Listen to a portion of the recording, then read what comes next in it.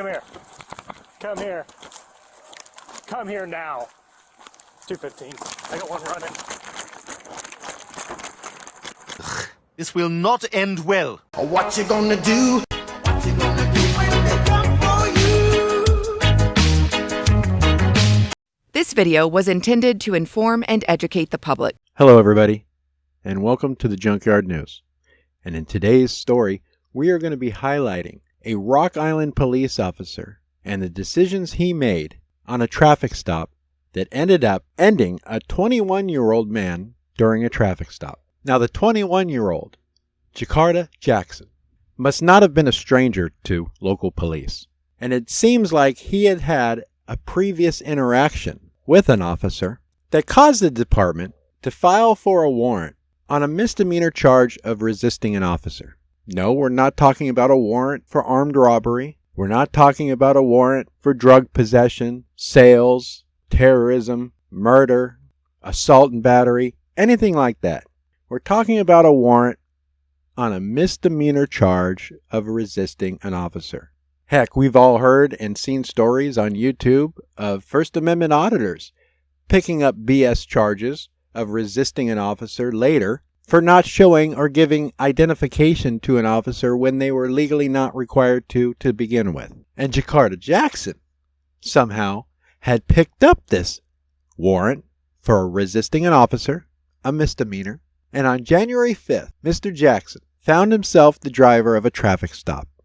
And when Rock Island police officer Brett Taylor initiated the stop, Mr. Jackson proceeded to walk away from the car. Now this car, which had a passenger not only in the front seat, but passengers, including children, in the back seat, were also put in danger by this officer in the events that followed.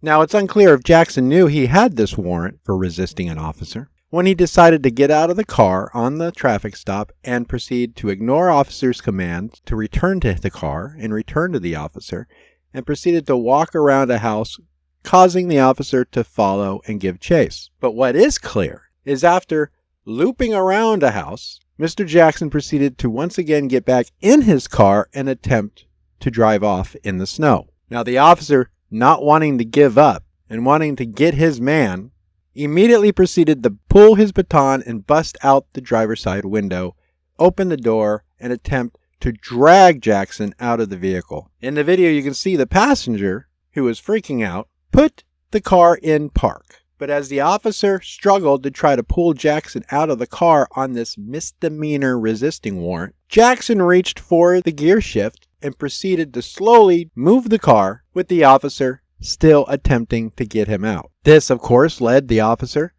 to start to fear for his life and safety. To me, he didn't seem to care about the life and safety of the driver, the passengers, or the children in the back seat when he threatened the driver to stop the car or he would shoot him. And the officer, being a man of his word, proceeded to do just that. Now, after an investigation, authorities determined that Officer Brett Taylor acted appropriately when he fired his gun into a car filled with people and children, which ended up ending Jakarta Jackson during the traffic stop on January 5th. Authorities said Jackson tried to flee. Taylor was partially inside the driver's side window and claimed was dragged more than 100 feet before he pulled the trigger. You know, I can agree and I can understand that this young man made a poor choice. But what I don't understand and I don't agree with is the escalation that unfolded over a misdemeanor resisting charge warrant. Was the officer's ego so inflated, and did he get so angered by the fact that this man was not listening and not surrendering that he decided to take a life for it? Couldn't he have called for backup, stepped away, let him and his passengers and the children drive off in the snow, and followed the vehicle until the car stopped and Jackson surrendered? Could there have been any other choices that could have not only preserved the life, but kept the passengers and the children in the car safe as well? These are the questions I pose to you, and I would love to read your comments below. But the main question I ask is, does a insignificant charge, a minor warrant for resisting an officer, warrant the taking of a life? Did the officer have to go to the extent that he did? I'm almost at a loss for words. Now, the legal team representing loved ones of Jakarta Jackson Of course, they're deeply troubled by the lack of full transparency given to the family, as a carefully edited PowerPoint presentation shared only slivers of the encounter with Rock Island police. Importantly, what the family did not get to see were the critical seconds before the officer fired his weapon. Without the full picture of what happened, it's impossible to believe that law enforcement narrative that the shooting was justified. And the community must ask the police, what are they hiding that they would not allow the family to witness the entire encounter? Only portions of what they want them to see. The entire story is still known to only one side, that of the Rock Island Police Department.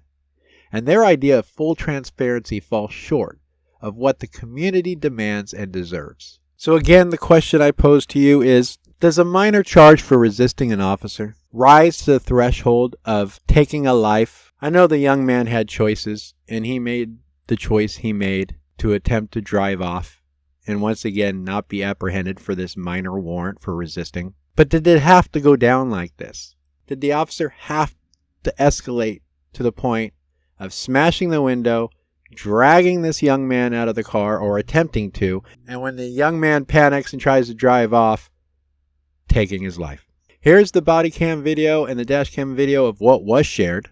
You come to your own decisions, your own conclusions, but to me, I just think the officer made all the poor choices here. This officer could have decided to save a life and not put people also that are in the car, these innocent bystanders, in danger as well with his actions, and simply let the young man drive off, follow him, call for backup, and eventually apprehend him. To me, this once again shows that officer safety is paramount in regards to the safety of bystanders. Thank you again for watching this video here on the Junkyard News. Be careful, people. I keep saying it.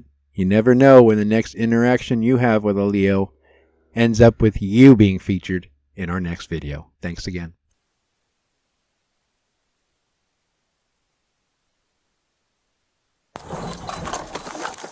Hey, come here. Come here. Come here now. 215. I got one running. 1224. Stop. Show me your hand. Stop.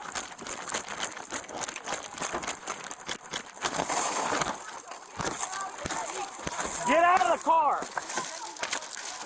Get out of the car. Oh, shoot. Oh, put it in the car. Put it in.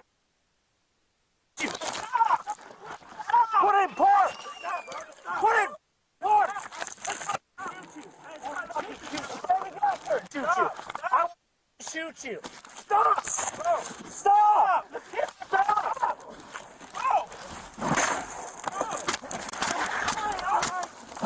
This video was intended to inform and educate the public.